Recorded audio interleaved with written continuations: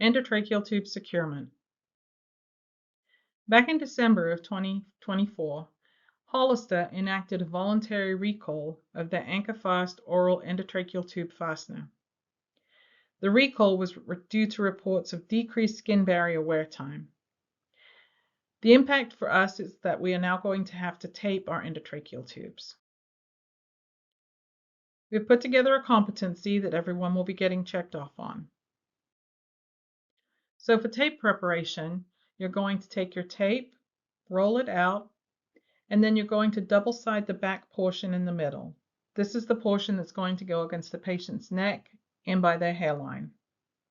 The ends of the tape are going to be cut into pants legs, and then you can either use tongue depressor blades, as you see in the picture, or you can wrap the ends around syringes. Just something so that your tape is not getting caught and it's easily to handle.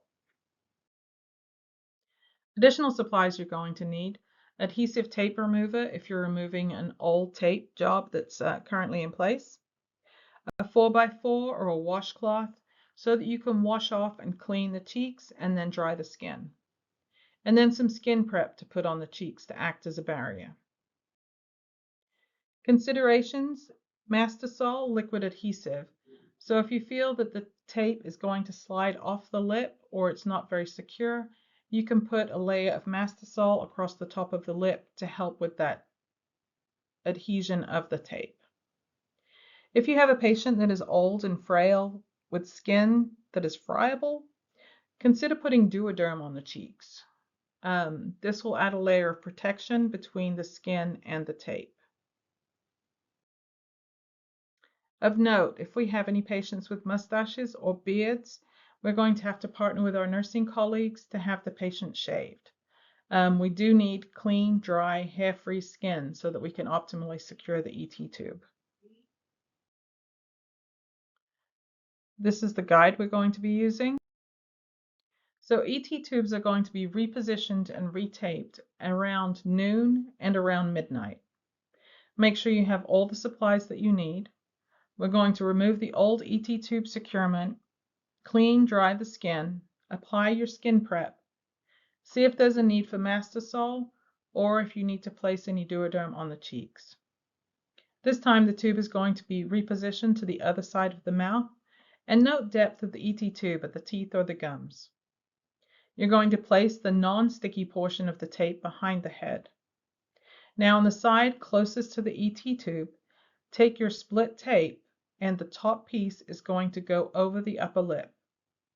You're then going to wrap the lower portion around the ET tube, spiraling up, candy caning up the tube to make sure it has good adhesion, and then be sure to place a courtesy tab on the end of that tape to facilitate removal.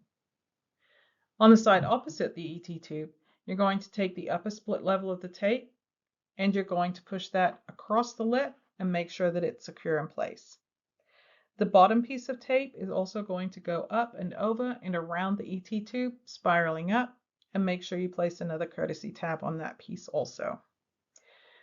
Once you've completed taping, note the depth of the ET tube at the teeth or gums to make sure that it hasn't inadvertently moved, and then you're going to document all of that on the LDA.